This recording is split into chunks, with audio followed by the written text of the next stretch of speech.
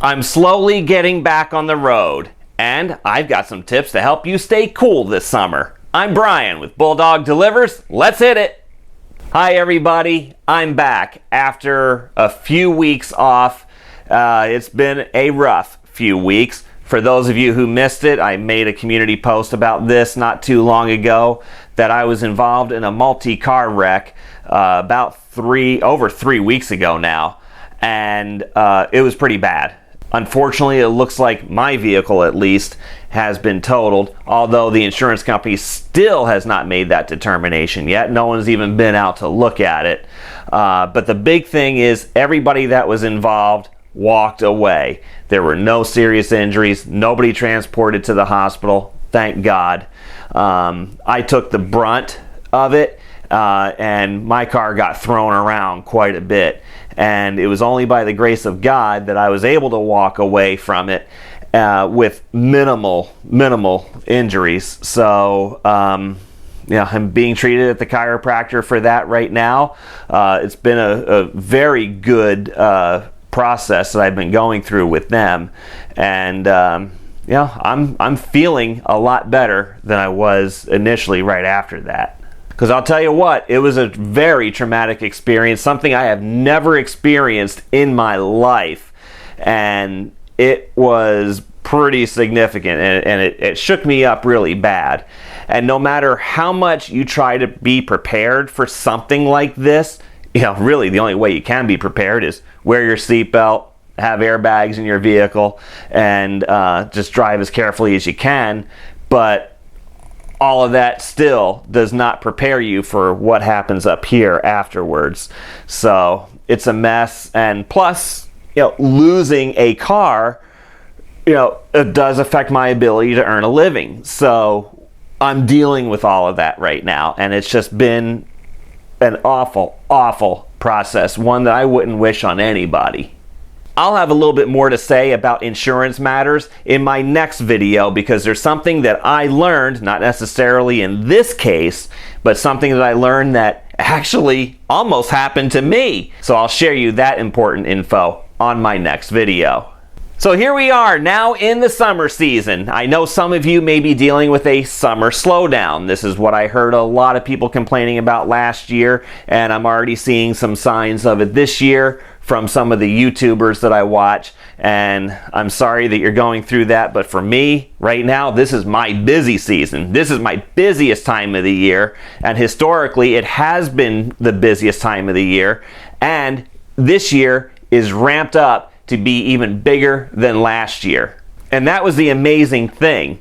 2 days before my wreck, I had my biggest earnings day ever, and I had just had my best earnings week ever, as far as exceeding my weekly goal in just 3 days. And when I mean exceeding, I'm not just talking by $4 or $5. I'm talking by like $110. So I'm hoping that as I recover from this, both financially as physically and the like, that the summer tourist season is going to play a key role in getting right back to where I was before. And that being said, it's summertime. That means it's going to be hot, and that means you're going to be sweaty as all hell. So if you live in Florida, or anywhere south of the Mason-Dixon line for that matter, you already know the routine. You know it gets hot and humid, and you just want to jump out of your skin on a lot of days. But there are some things that you can do to help stay cool. Now, of course, one of them is properly hydrating. I drink a lot of water. I limit my caffeine intake. I limit my sugary intakes, whatever. That is really important to be hydrated properly. And I know some of you may use Gatorade or Powerade or some other sports drink to help, replace electrolytes that you lose through sweating. Yeah, find something that works for you. And I just mainly stick with water. I limit my sugar intake. My soda intake really goes way down in the summertime. But the key thing for me has been wearing the proper clothing. And I just want to go over this with you really briefly. You see a lot of the things that I wear. And let's just start, first of all, with what you're wearing and what do you see? What do you see on me? You see plain, right? Front and back. That's important for a lot of reasons. One, I don't have political messages on there. I don't have any offensive sayings on there. There's nothing on there that's gonna piss people off. Because the last thing you need is a bad rating and a low tip because somebody didn't like what you were wearing. And I don't mean just the kind of shirt you were wearing, although we'll talk about that in a second, but mainly what kind of message are you conveying on your shirt. Keep in mind too, this is a business. We don't have dress codes as independent contractors, so therefore it's up to us to make sure that we are giving a respectable presentation. What I do is I have a few plain shirts like this, but I also have some that have designs on it. You have seen me wear these in previous videos, like this. You know, my various fish shirts that I have. And these are shirts that are local to Florida. This one I got at a clothing retailer called Bell's. And I really like this. This is my favorite one of them all because this I can wear when it is 100 degrees out. And it was 102 degrees plus heat index just last week. And the week before that was pretty damn hot too. So what makes shirts like this nice and cool? Well, it's the materials that they're made from. And I want to show you how you can spot the type of material that it's made of and why you should choose that. When you're working in a hot climate, and it can be Arizona, it can be Florida, Texas, heck, even the Midwest can be hot this time of year. And if you're like me, you're going to be out for a long day. 10, 12-hour days are not uncommon for me.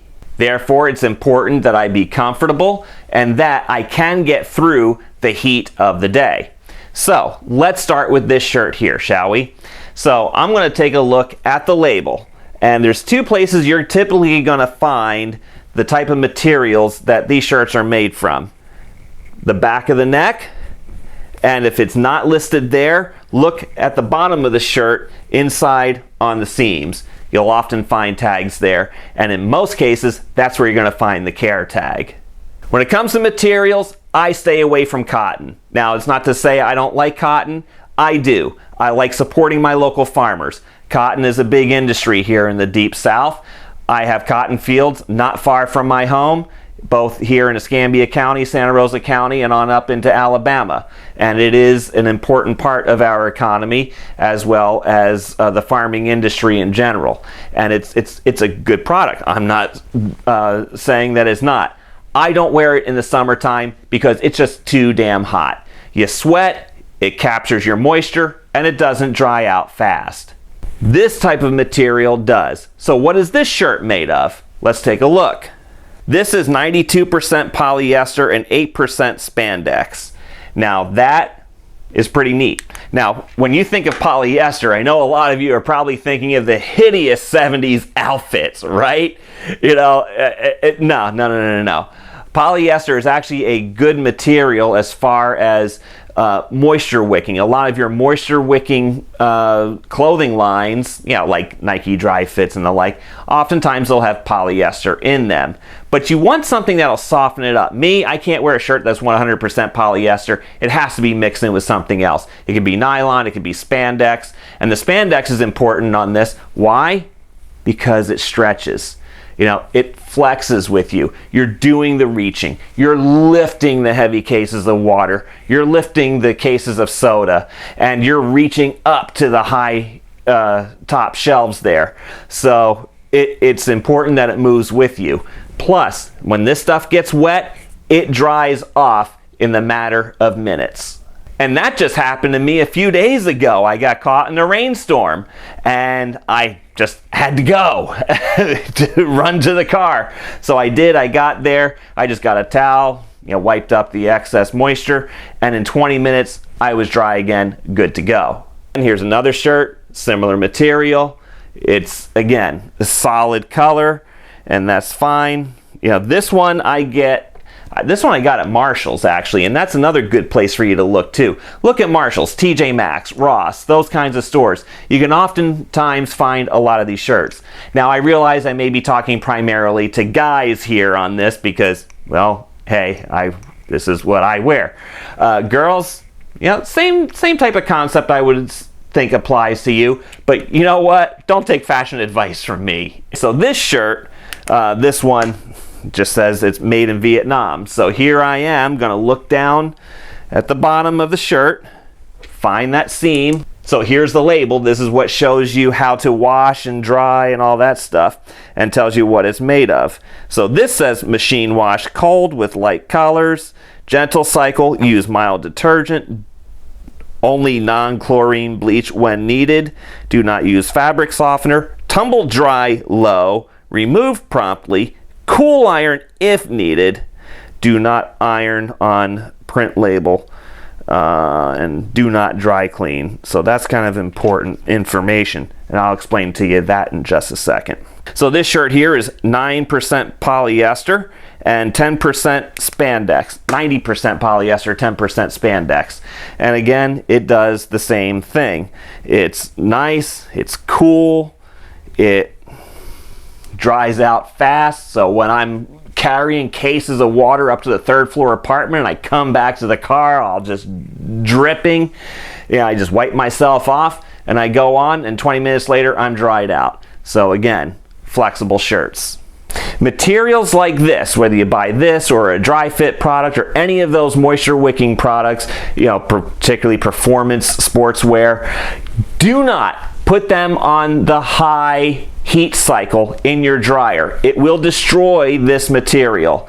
I always use low or extra low. My dryers have always had an extra low setting on it. You're not going to find that on most modern dryers.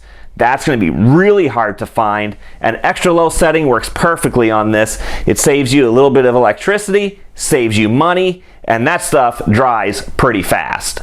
I like to avoid those blend materials of a cotton blend, and one of my absolute favorite shirts is this one right here. Again, if you're going to have any kind of prints or any kind of messaging on your shirts, here's one that says flow grown. This one here, it's the Florida flag with palm trees, and this is one of my favorites. But this is one of those mixtures. This is 60% cotton, 40% polyester. And great shirt, but does not work for me in June, July, August. Heck, it doesn't even work for me in April or May that much either. This is like a November, December, January, February, March kind of shirt. I would recommend staying away from tank tops or sleeveless t-shirts, particularly guys. Now girls, I know some of you can look cute in them. You know how to dress yourself up. Again, don't take fashion advice from me. Guys, again, just be leery of it.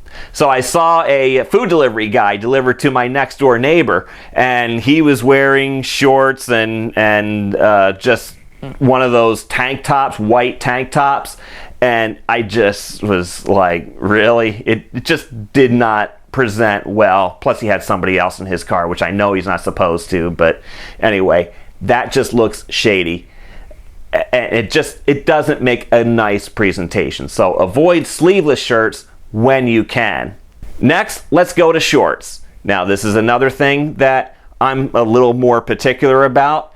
I don't wear pants much during the year, and when I do, it's usually the shorts that I'm wearing. I just attach the pant legs to it because I get those convertible shorts. Mainly that's used for hiking. I get these at the outdoor stores, particularly the Columbia outlet store that's near me.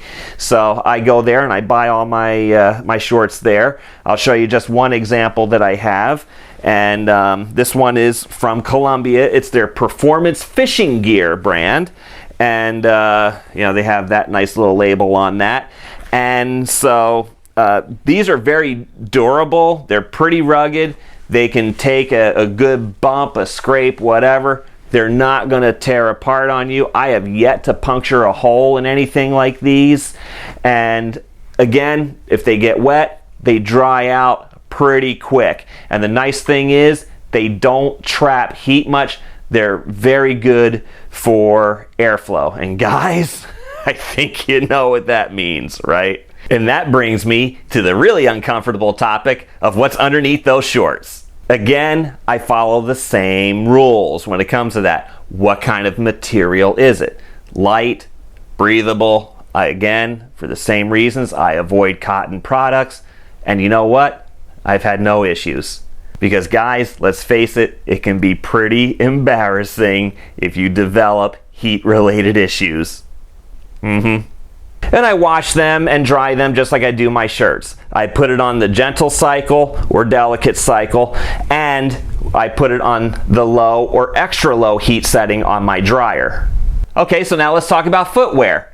I tend to wear flip-flops most of the time. And why is that? Well, because my feet just plain get hot, and halfway through the day I'm jumping out of my shoes. So I just wear flip-flops. Now, on the flip side of that, there is some risk in doing so.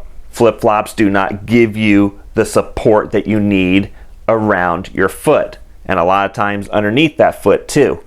But again, I work in a beach environment, so it does actually help in that regard. Plus, one time I ended up doing a delivery right after a rainstorm, and the neighborhood hadn't drained out yet, so I ended up having to walk through some standing water to get to the customer's house to make the delivery. That was just easy. Just kick off flip-flops, walk on up to their porch, and boom, get back in the car, dry off I go. So that was pretty easy. But if you're gonna wear shoes, again, all good reasons why you should. I dropped a jar of spaghetti sauce one time and dropped right by my feet. Glass broke, stuff splattered. I was wearing shoes, no injuries. So you do have that to consider.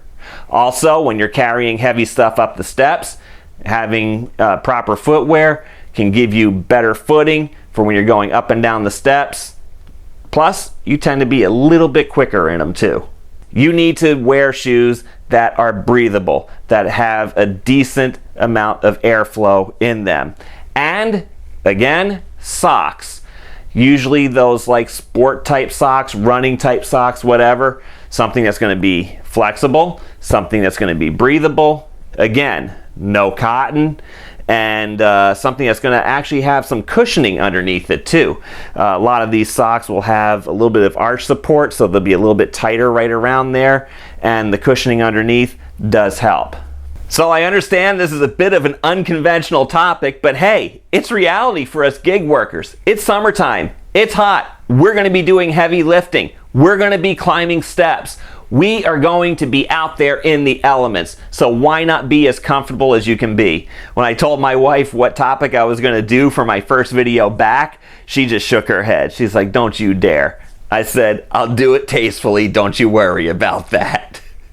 Yes, it is unconventional, I will admit, but hey, I'm here to help you because if I'm comfortable, I want you to be comfortable. If I'm making money, I want you making money. And if I'm happy, I want you happy. And if I'm sad, I want you to make me happy. Okay? How's that? Sound good?